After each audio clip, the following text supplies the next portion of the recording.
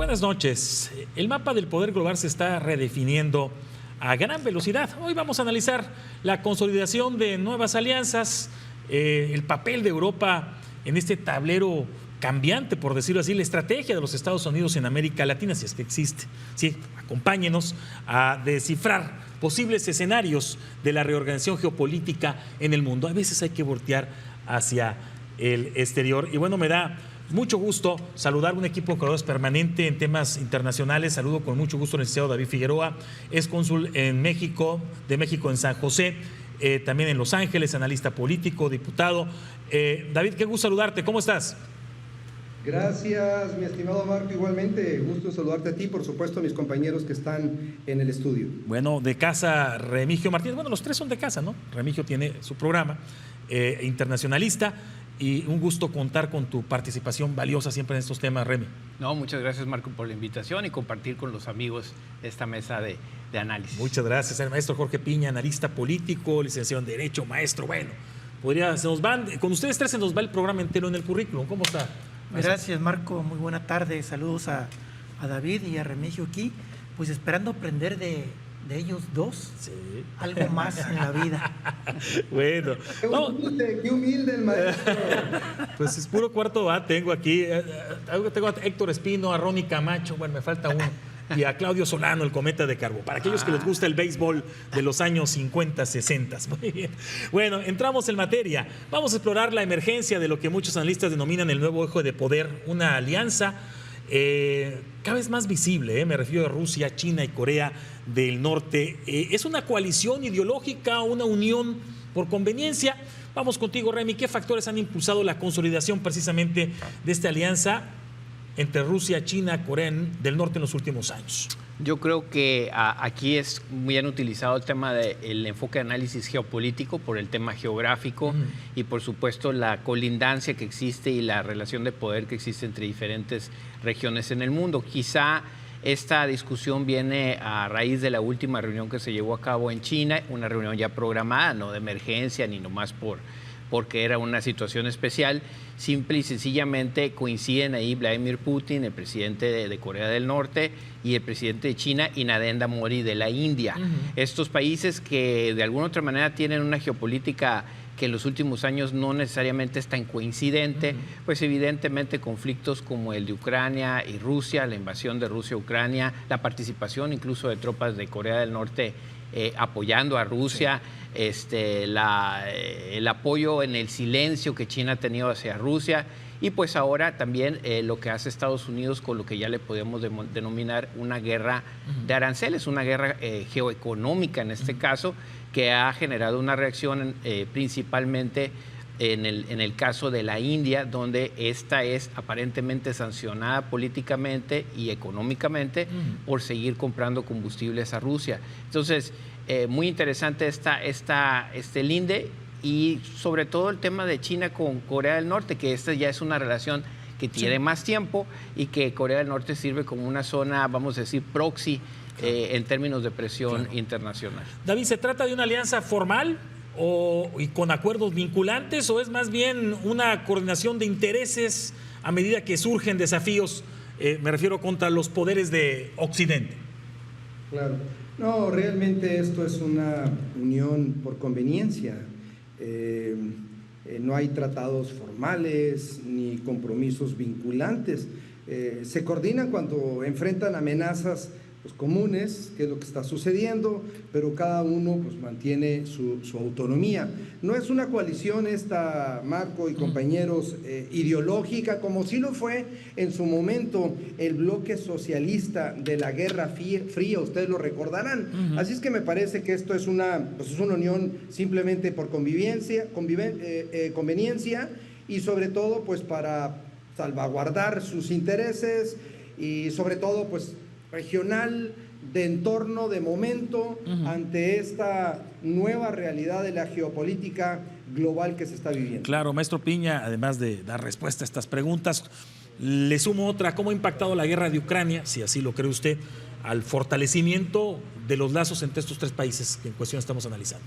Bueno, mira, en principio decir que esta reunión que tuvo lugar en una ciudad de China el 1 de septiembre, bueno, el día último de agosto, 1 de septiembre, en donde estuvieron no solamente los que originaron esta organización de cooperación de Shanghái, así se llama este organismo, que se fundó en el año del 2001, si mal no recuerdo, con el propósito de la protección regional ante las amenazas, particularmente del terrorismo y de los extremismos que había a principios de este siglo, del siglo XXI, estamos hablando del 2001, de tal manera que van 25 años permanentes en que se reúnen estos grupos de países que originalmente eran 5, que ya son 10 los países, pero que también participan como invitados o como observadores otra docena de países de la región de Euroasia, que así se llama.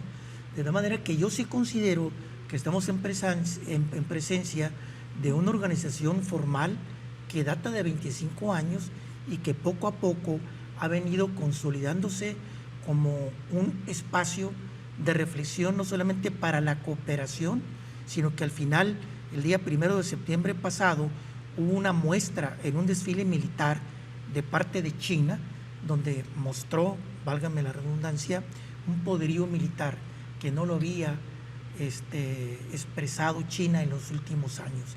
De tal manera que creo que sí, estamos en presencia de un polo nuevo en este mundo, vamos a llamarlo bipolar ya, que no queda solamente en Estados Unidos y Occidente. Una pregunta para todos, ¿cuál es el principal objetivo entonces geopolítico de esta probable alianza? O para otros es una alianza clara. ¿Es un contrapeso a la OTAN, Remy, y a la influencia de Estados Unidos, o busca un reordenamiento, como dice el maestro Piña, en el poder global? Yo creo que en este caso, a mi gusto, el origen es económico. Obviamente los aranceles que se han impuesto a China y que han tenido pausas, renegociaciones, pero que se han incrementado, así como las sanciones a la India, el bloqueo económico total precisamente a Rusia, pues evidentemente hace estas necesidades de diálogo entre estos países, al menos estos 3 principales, que no necesariamente tienen históricamente las mayores relaciones. Entonces, yo vería en ese caso una situación donde India tiene en Estados Unidos un mercado muy importante para su generación y su producción interna, y al perderla pues tiene que buscar otros lados. Lo mismo le pasa a China, y también esta necesidad que tiene ambos países de combustible de Rusia. Entonces ahí hay una trifecta importante. Aquí el problema es quién compra, y es el cuestionamiento quizá más importante, más allá de pasar a la parte vamos a decir, de cuide de las partes territoriales, principalmente Taiwán, dirían en el tema de China, o el avance que está llevando a cabo Rusia sin tregua en la región de Europa. David, ¿qué implicaciones tiene esta alianza para la seguridad y la estabilidad? Vamos a hablar del continente asiático, especialmente en el contexto de Taiwán y el mar del sur de China. Pero hay que recordar que China pues ejerce mucha presión y ha sido agresivo con el tema de Taiwán. No olvidemos el interés económico, como lo dice el compañero Remy, el tema de semiconductores, donde Taiwán pues, es un jugador relevante a nivel global. Y bueno, China está generando esa presión y esto abre un espacio también ahí para Corea del Norte, ¿no? A mí me parece también que esto genera un entorno mucho más volátil, con una disminución del diálogo en la región. Esto, pues ya lo comenté anteriormente, me parece que no necesariamente es un tema de un frente ideológico, sino de una alianza que cambia o que busca cambiar el equilibrio militar de la región, según los estudios que hay, que revisaba ahí de algunos estudios de Asia-Pacífico, del Centro para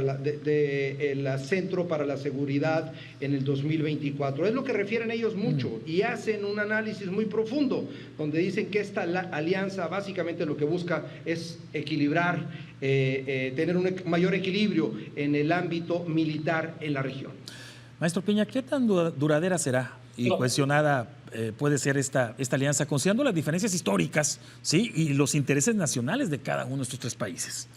Bueno, mira, yo creo que sí, mencionaba ahorita que ya cumplió 25 años esta organización de cooperación de Shanghái, que así se llama, y recordar que estos países que la conforman tienen el 40% de la población mundial y cerca del 25% del PIB mundial se genera en estos 10 países más los invitados y observadores.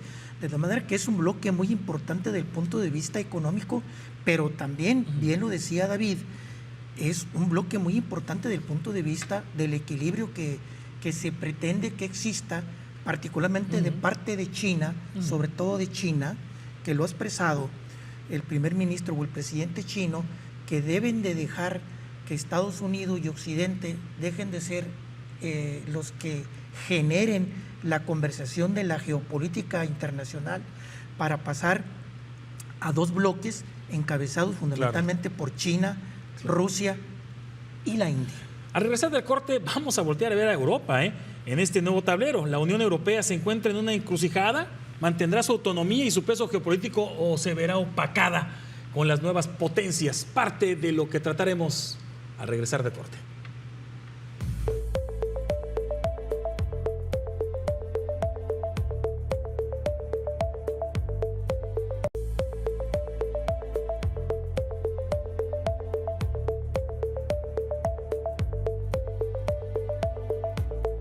Nos vamos a Europa. ¿Qué está pasando con Europa, Remy? ¿La Unión Europea está logrando desarrollar una política exterior y de defensa común lo suficientemente robusta como para ser un actor geopolítico independiente después de que se están robando el show estos países en cuestión junto con los Estados Unidos? Pues es una muy buena observación. Para mí es un despertar, un rudo despertar, sí, como se dice, para la Unión Europea, que pues bueno, todos los países habían construido en los últimos años pues una convivencia pacífica, armoniosa, económica, migratoria, pero sabemos que a partir del Brexit, sí, pues esto se empezó a resquebrajar, la llegada del primer término del presidente Trump a los Estados Unidos, y de ahí en adelante se empezaba a visorar que muchas de las decisiones que se habían tomado, principalmente Alemania, por ejemplo, al aceptar convenios para realizar gasoductos y recibir gas y petróleo de Rusia, pues empezaban a ser no tan convenientes en un mundo que se empezaba a desdibujar en el término de la integración económica, al menos ese rumbo. Entonces, lo primero que se perdió con la guerra entre la invasión rusa a Ucrania, pues fue precisamente ese suministro de energía pegándole durísimo a la economía de Alemania. Y de ahí en adelante, pues empiezas a ver pues una situación donde el país líder, por así decirlo, la Unión Europea, con la canciller Angela Merkel por muchos tiempos, que llevaba ese liderazgo en la Unión Europea, pues empieza a patinar. Ahora, a tratar de destinar recursos que antes ya no se destinaban precisamente a la defensa nacional. Imagínate, Alemania pues había quedado, vamos a decir, muy tocada de la Segunda Guerra Mundial y pues no habían tenido esa necesidad, que creo que es uno de los costos importantes de este resquebrajamiento del orden liberal, por así decirlo, del multilateralismo a nivel internacional, donde ahora los países tienen que gastar más dinero en su defensa, que pareciera que es una solicitud justa, pero al final de cuentas es una solicitud costosa en un mundo que se enfría en las relaciones. Hablando de enfriar y del calor que requiere Europa, maestro David y maestro Piña, ¿cómo ha afectado la dependencia energética de Rusia y la dependencia de seguridad de la Unión Europea a la autonomía estratégica de la Unión Europea? Bueno, creo que esa dependencia o esa doble dependencia pues es su mayor vulnerabilidad, Marco y compañeros, pues porque pues la guerra en Ucrania mostró cómo la Unión Europea pues es rehén, en este caso, de Rusia respecto al gas y cómo en defensa pues sigue estando más bien bajo el paraguas de la OTAN y liderada por Estados Unidos. Es decir, tiene esa doble dependencia donde se encuentra su mayor vulnerabilidad. Aunque hay que decirlo, está intentando diversificarse, esta autonomía estratégica pues sigue siendo más un ideal para ellos que una verdadera realidad. Es decir, buscar tener esa autonomía, pues híjole, es un buen deseo, es un buen propósito, pero la realidad pues los golpea y los hace ver que aún siguen teniendo esta doble dependencia que los vulnera.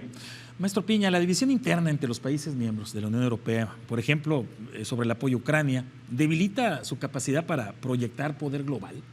Sí, definitivamente sí.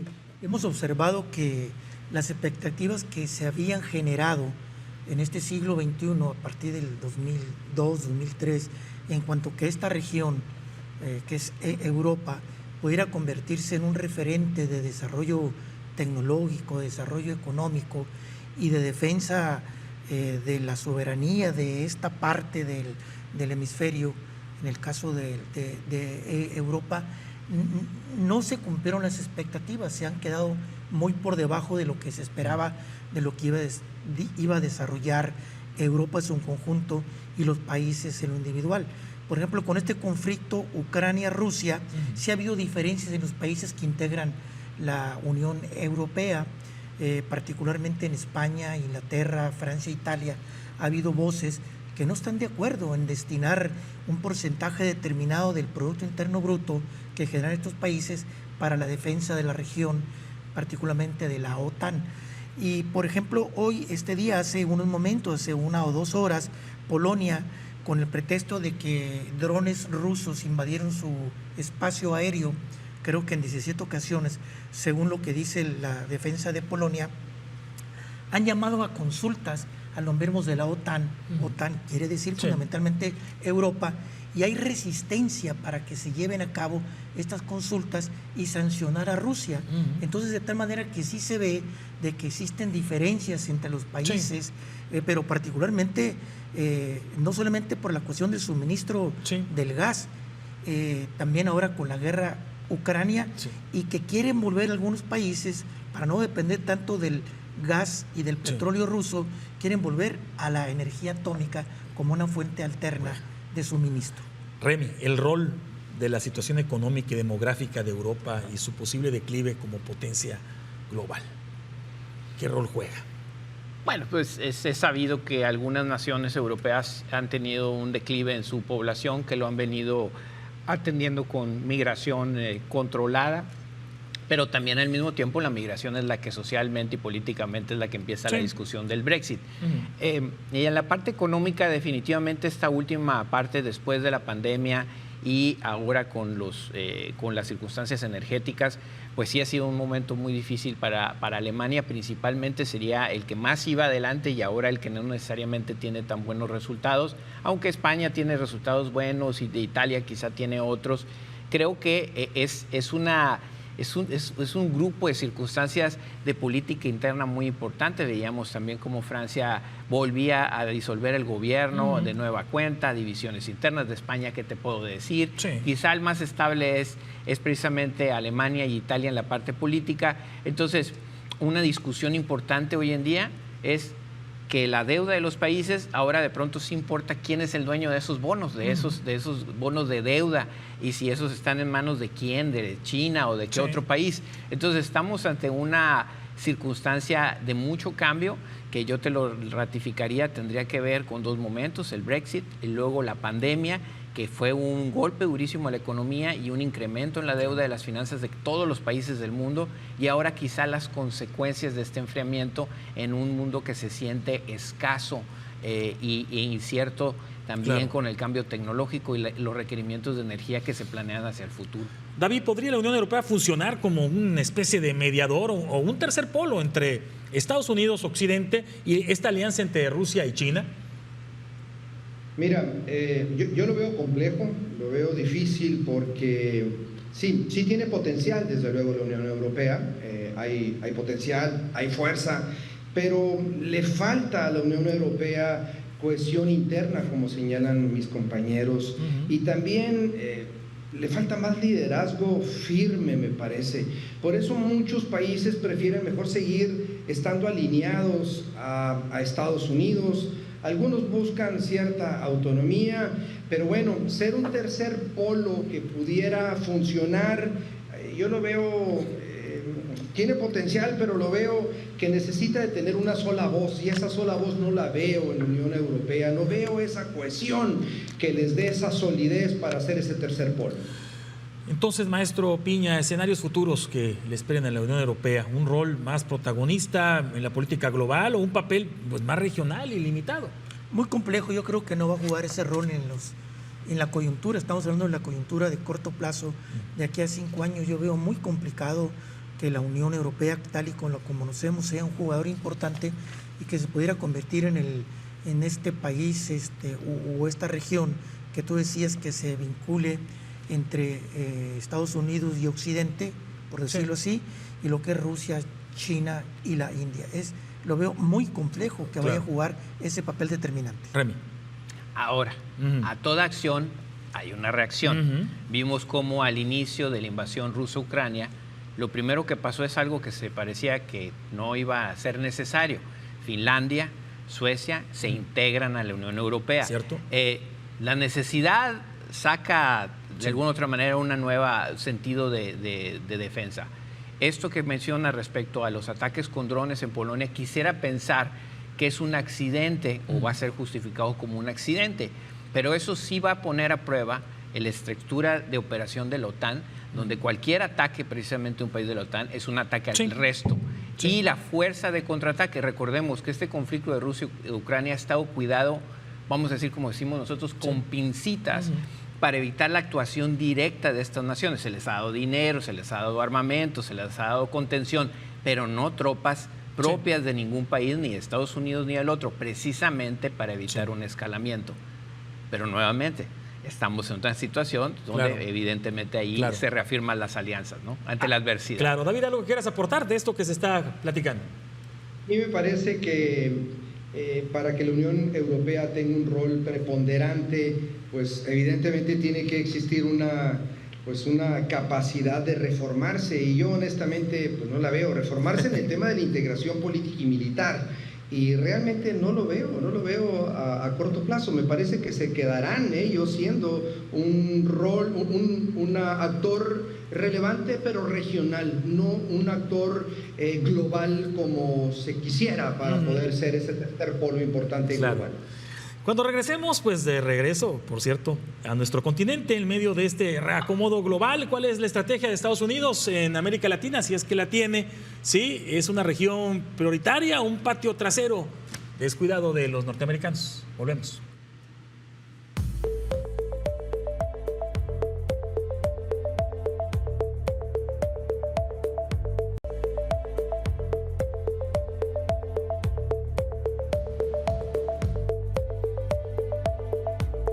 Bueno, las recientes visitas de Marco Rubio pudieran sugerir una renovada atención hacia Latinoamérica. ¿A qué se debe este interés? Maestro Remy, ¿qué cambios se observan en la política exterior de los Estados Unidos hacia América Latina? Pues en los últimos semanas, ¿será? Bueno, yo creo que ahí podemos notar la diferencia política entre el Partido Republicano y el Partido Demócrata hoy en día. Quizá una dedicatoria mucho más fuerte al liberalismo, a los organismos multilaterales, al diálogo, al acuerdo, cuando estuvo el presidente Biden e inclusive su secretario de Estado al haber visitado en varias ocasiones México, pero nunca quizá con la atención que tuvo esta primera visita de Marco Rubio, que sin duda es un representante político de esta administración, pero además del Partido Republicano, ha sido senador, miembro del Comité Exterior, y siempre ha sido muy claro en sus posiciones respecto a lo que él considera ideologías o gobiernos que no están emparejados con los intereses de los Estados Unidos. Creo que ahora que es secretario de Estado simplemente está siendo consecuente y congruente respecto a eso, y empata perfectamente con la política nacionalista que el presidente Trump tiene actualmente. Entonces, es una visión complementaria a lo que Trump tiene, pero sin duda alguna un seguimiento a señalamiento a regímenes como los de Cuba, a lo que tiene que ver en Nicaragua, a lo que tiene que ver en Venezuela, y las decisiones que se tomaron, por ejemplo, en el tema migratorio, esos permisos que la administración Biden había dado, esa moratoria para esas nacionalidades en Estados Unidos, pues fueron de las primeras que se cancelaron, y evidentemente hoy en día hay una mano dura bajo el tutelaje de declarar terroristas a las organizaciones criminales, entonces dedicadas al narcotráfico. Entonces, sí, sin duda alguna, hoy tenemos un diálogo muy diferente y una circunstancia que seguramente en nuestro país, que por cierto no ha quedado muy claro qué fue lo que pasó en la visita, salvo la fotografía, pero evidentemente creo que estamos viviendo las consecuencias, porque pasamos algunos años de que no hubiera mucho movimiento en el término del combate o aparentemente el combate al crimen, y pasamos a una vorágine en términos de capturas, entregas y demás en nuestro país. Entonces es notoria que hay un interés y una presión específica al respecto. Entonces, maestro Piña, esta renovada atención a la región es una respuesta al creciente activismo de China y Rusia en el continente. Pues no lo sé, porque fíjense ustedes que la política de la administración del presidente Trump en este segundo mandato en América Latina ha sido totalmente diferenciada.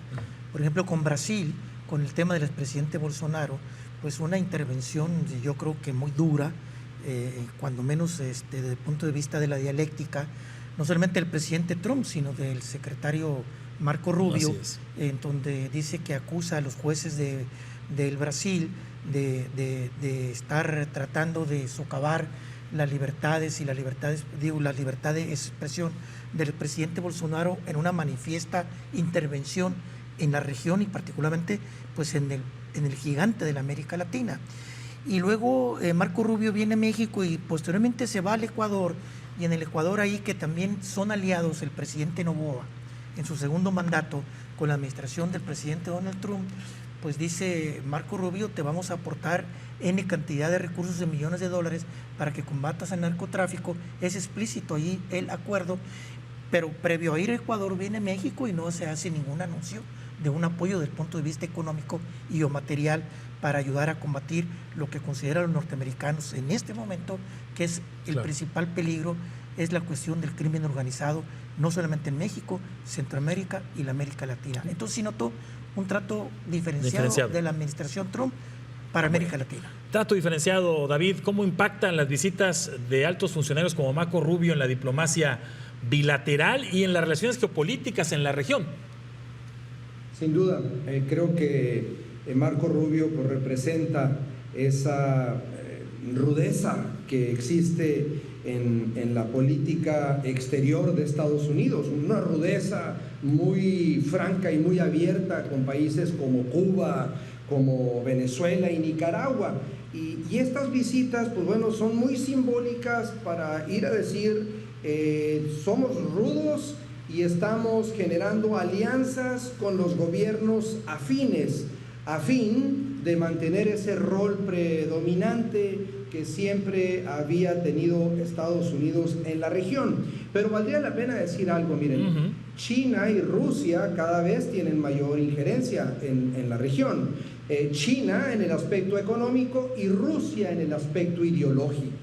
Es decir, ya no es solamente la predominancia que siempre existía del vecino del norte en toda América del Norte. Por consiguiente, creo que esto se está reconfigurando y por eso Marco Rubio hace estas visitas simbólicas diciendo, gobiernos afines, aquí estamos, pero mandamos mensaje de rudeza a los países que no son aliados, a los países que piensan distinto, y pues bueno, Marco Rubio representa esa dureza de la política exterior norteamericana.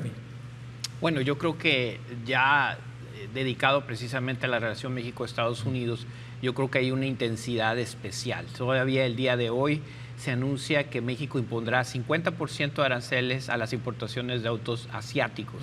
Y esa es una medida geoeconómica y que está relacionado con quién está con quién en términos de las relaciones comerciales y sobre todo en una circunstancia donde económicamente a México también de alguna otra manera lo toma no por sorpresa, pero que sin duda alguna al revisar los números de déficit comercial con China y el impacto que en la industria automotriz esto puede tener, pues obviamente ya empieza a ser una realidad. Entonces ya no solamente estamos hablando de migración, no solamente estamos hablando de narcotráfico, ahora estamos viendo medidas arancelarias específicas, directas y dedicadas precisamente a hacer un cuerpo regional entre México y Estados Unidos. La incertidumbre política y electoral de Estados Unidos, maestro Piña, ¿cómo afecta la percepción de la región sobre la fiabilidad de su política exterior? Bueno, mira, muy complicada la situación política al interior de los Estados Unidos. Hoy vimos que un influencer en Estados Unidos hace 5 o 6 horas pues, fue asesinado. Un influencer que se dice que tenía proclive a la administración Trump, llamado de derecha, que no me gusta utilizar el término, por eso lo entrecomillo. Muy complejo esto. Revuelve la situación de por sí frágil que tiene la administración Donald Trump al interior, con los distintos poderes judiciales, no solamente de cada entidad federativa, sino también del Poder Judicial de la Federación de los Estados Unidos. Entonces, eso sí influye. Remy en alguna ocasión me dijo que era fanático de los Steelers de Pittsburgh, y hay una jugada en fútbol americano que se llama rudeza innecesaria. Ajá. Y le sacan un pañuelo, tiran un pañuelo para mostrar que un jugador agredió a otro y que se excedió en la rudeza. Pues yo creo que Estados Unidos aquí pues está jugando con mucha rudeza innecesaria, no solamente al interior, sino con la América Latina, que somos sus vecinos y somos un área de influencia. Y continuando con lo que dijo David, mientras China se mete al patio de la América Latina con cooperación, haciendo inversión, Estados Unidos se mete con el garrote, amenazándonos como lo hicieron y bombardeando, dicen, lanchas que transportaban droga de Venezuela, que decían que salió de Venezuela, que decían que transportaba droga y que decían que iba al mercado norteamericano. Entonces es muy distinta la forma, por eso hablo de la rudeza innecesaria, y yo creo que aquí no hay árbitro en América Latina más que Estados Unidos. La analogía quizás tiene que ver mucho con la forma, y cuando hablamos de inversión, sin ánimo de debatir ni mucho más, la realidad, quienes sí han invertido para la generación de empleos mexicanos en nuestra región, incluso con una planta como la Ford que tenemos aquí en Hermosillo y otras que están en México, pues es capital de compañías norteamericanas. China ha venido, sí, a instalar, a vender sus automóviles que produce casi en su totalidad en China y que le da empleo a los chinos, lo cual está muy bien. Pero también, sin duda alguna, están nuestras cadenas productivas y nuestras marcas compartidas, así le diría, en la parte regional.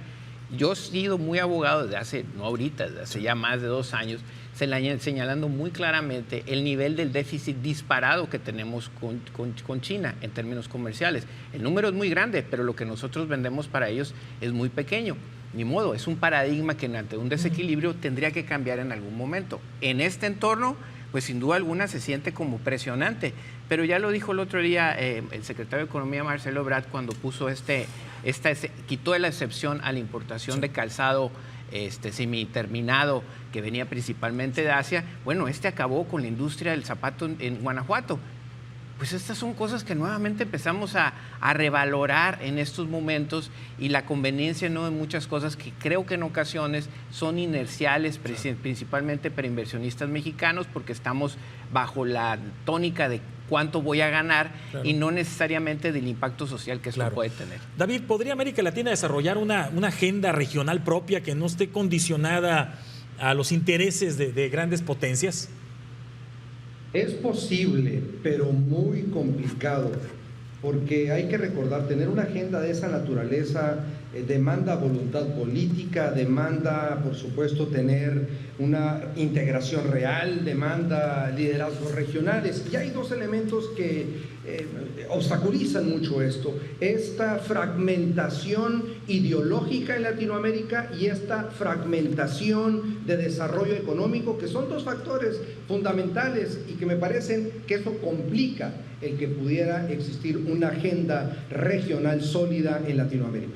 Vamos a hacer pausa y regresamos ya a la recta final de la emisión de este programa.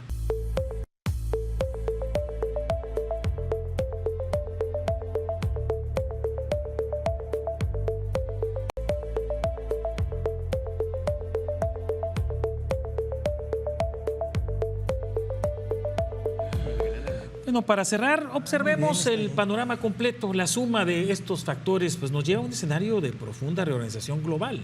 ¿Qué implicaciones tiene esto para el orden mundial tal como lo conocemos? Considerando, Remy, el ascenso de nuevas potencias y el declive de otras, estamos en presencia del fin de la hegemonía estadounidense y la llegada de de un mundo, digamos, multipolar? Pues bueno, yo creo que lo interesante quizá es evidente que hay un cambio de tendencia, hay un cambio de ciclo en las relaciones internacionales, revisar un poquito la historia, cómo se ha comportado México y cómo le ha ido México en esos cambios de siglos, por ejemplo, Primera Guerra Mundial, Segunda, cuando Lázaro Cárdenas fue presidente, y luego el sistema político mexicano. Creo que estamos ante una situación, y yo lo observo así, que si México la sabe ver bien, es una oportunidad importante para las generaciones de mexicanos, las actuales y las que están por venir, con una oportunidad muy importante en los sectores tecnológicos, en los sectores energéticos, en una serie de circunstancias que nos favorecen en términos de entender muy bien el momento. Creo que la historia está ahí de México en cómo ha jugado en esas ocasiones. Creo que México necesita visión, necesita mejorar muchísimo su planeación, su gobernabilidad, que creo que eso está en juego en este momento, precisamente esa gobernabilidad armada que los crimen organizado ha traído a nuestro país, deshacerse de eso y tener claridad de las oportunidades y los sectores que debemos de estar atendiendo en ese momento. Entonces, este momento, de alguna otra manera, ya pasó en otras ocasiones y hemos tenido un rol fundamental en eso como México. Creo que viene otra vez esa oportunidad. Y yo creo que el reto para México es observarlo muy bien y tener esa visión y no necesariamente, vamos a decir, tratar de abarcar más de lo que México quizá se le sea necesario participar, sino estar muy claro que este ciclo está cambiando y poder hacer los cambios y ajustes necesarios. Maestro Piña, ¿podría esta reconfiguración de alianzas llevar a un aumento de conflictos o por el contrario, ¿sí?, a una nueva forma de equilibrio, digamos, y de coexistencia? Yo creo que sí. Vamos a un mundo bipolar o más multipolar, va a haber equilibrios, no creo que vaya a haber más conflictos, bueno, no se pueden evitar los conflictos regionales, ahorita existe entre Etiopía y Egipto por la construcción de una presa, en partes de Asia siguen los conflictos, esos son inevitables, pero para el caso de la América Latina concretamente, yo estaría de acuerdo con Remy en el sentido de que esta gran oportunidad que tiene nuestro país actualmente en esta relación que tenemos con Estados Unidos y estas medidas de política arancelaria que hemos tomado para frenar un poco la importación, particularmente de bienes, no tanto de servicios, de China, pues está claro que el gobierno mexicano se está alineando a una mayor integración con el mercado norteamericano, Estados Unidos y Canadá, y que Estados Unidos yo creo que no tiene ningún interés en voltear del Sunchate hacia el sur, sino que Estados Unidos, para consolidarse como un eje, como una potencia regional y siguiendo siendo un factor importante de ser tomado en cuenta en la comunidad internacional, creo yo que debe de hacer que México se integre de una mejor manera, en mejores condiciones, a la economía norteamericana. Y México creo que va en ese sentido. No podemos negar que lo que está haciendo México va en función de los intereses norteamericanos. Eso no significa que esté mal lo que está haciendo el gobierno mexicano. Yo creo que esta oportunidad la está viendo la presidenta Sheinbaum y la administración de la presidenta Sheinbaum y vamos a salir bien librados. La integración cada vez mayor es inevitable de México, Canadá y Estados Unidos. David, ¿qué rol jugarán los organismos multilaterales como la ONU, pensemos en la OMC también, en este probable nuevo orden? ¿Se volverán irrelevantes o tendrán que evolucionar y adaptarse? Yo creo que es evidente que tienen que adaptarse o perderán relevancia. Eso es más que evidente. Por ejemplo, la ONU enfrenta críticas pues muy severas respecto a su estructura anacrónica y ahí tendrá que renovarse la ONU, mientras que la OMC, por ejemplo, la lucha por mantener reglas frente a este proteccionismo que estamos viendo. Así es que el futuro de estos organismos globales pues dependerá mucho si logran realmente reformarse, reconfigurarse y legitimarse con eficiencia ante este entorno que es un entorno cambiante, con nuevos jugadores relevantes y con una visión distinta. Claro. ¿Cuáles son los riesgos, Remy, y oportunidades de estos cambios para países como los de América Latina que se encuentran en medio, digamos, de estas tensiones? Bueno, rápidamente, un riesgo sería un evento fuerte que verdaderamente tensara aún más las relaciones o la convivencia internacional. Yo creo que estamos en focos muy importantes de tensión. Oportunidades, quizá para mí sería una frase que he escuchado algunas veces, self-reliance. Yo creo que la clave aquí sí es la integración, sí es la sociedad con Estados Unidos, pero si algo nos dejó este periodo de experiencia es que podemos hacer más por nuestro mercado interno, no acudir solamente a la inercia de las cosas, sino poder ser un poco más inteligentes en el planteamiento. Hoy vemos cómo instituciones deben de ser no solamente legales, sino también legítimas. Estamos viendo el caso de Nepal, donde básicamente colgaron al gobierno entero, y debido a corrupción, debido a una ostentación de poder que la sociedad simplemente no acepta porque no lo encuentra legítimo. Y evidentemente ese es un reto importante para nuestro país, y encontrar obviamente esa oportunidad de tener una fortaleza interna, que con más de 120 millones de mexicanos, mi querido Marco, te digo que la tenemos y de sobra, pero quizá hemos pecado de jugar muy pegado a la base y adicionalmente muy haciendo lo mismo de siempre. Pregunta de respuestas rápidas para los tres antes de las conclusiones. A ver, maestro Piña, ¿qué escenarios a 5 o 10 años son los más probables? ¿Una nueva guerra fría, un mundo de bloques regionales o un caos geopolítico generalizado? No, yo creo que lo segundo, un mundo de bloques regionales. Remy. Totalmente. De acuerdo, van dos. David, ¿qué opinas? Sí, yo también creo que las regionalizaciones serán la base clave, sobre todo por el entorno que estamos viendo, en esta polarización ideológica, en esta polarización comercial. Por consiguiente, el desarrollo regional será la clave. Vamos a la ronda de conclusiones. Como siempre, les agradezco a los tres colaboradores en temas internacionales. Muchísimas gracias. Maestro Piña, adelante con su conclusión.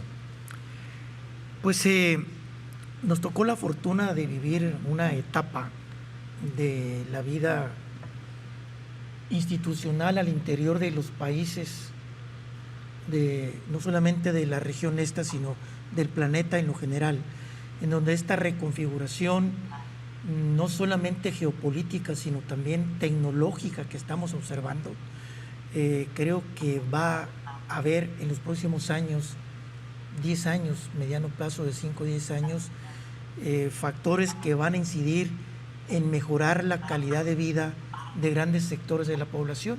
No significa que no vaya a haber pobreza ni desigualdades, pero creo que el desarrollo tecnológico, al paso que va, y si somos inteligentes en las regiones de compartir las ventajas de este desarrollo tecnológico con la inteligencia artificial, van a ser bondadosos no solamente para el país, sino la región y para el mundo.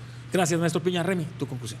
Lo mismo, no pudiera decir otra cosa que más que somos agentes de esta generación que nos tocó ver cambios como el fin de la Guerra Fría con la caída del muro de Berlín, ver tuvo un periodo de expansión y de convivencia y de organismos multilaterales. Ahora de nueva cuenta un enfriamiento pero con nuevos actores, nuevos jóvenes, con actitudes diferentes, con acceso a tecnología diferente, y que sin duda alguna están ávidos de una construcción mucho más congruente con las necesidades que se encuentran ahorita. Por eso yo abogo precisamente por dejar de la inercia de muchas cosas que hacemos, y sobre todo la modificación, como David también dice, una modificación profunda de las instituciones, pero sobre todo que tengan legitimidad social, al menos mayoritaria. Remy, muchas gracias. David, adelante con tu conclusión.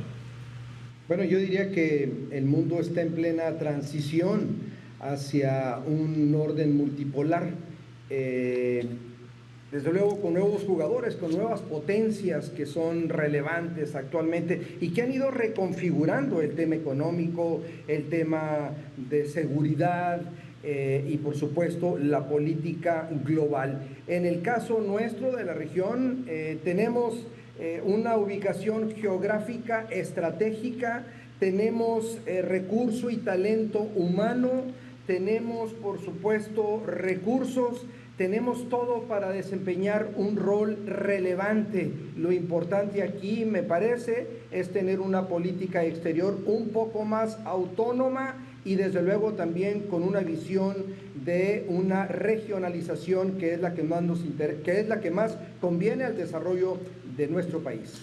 Muchas gracias a los tres, muchas gracias, y por supuesto muchas gracias a usted. Buenas noches.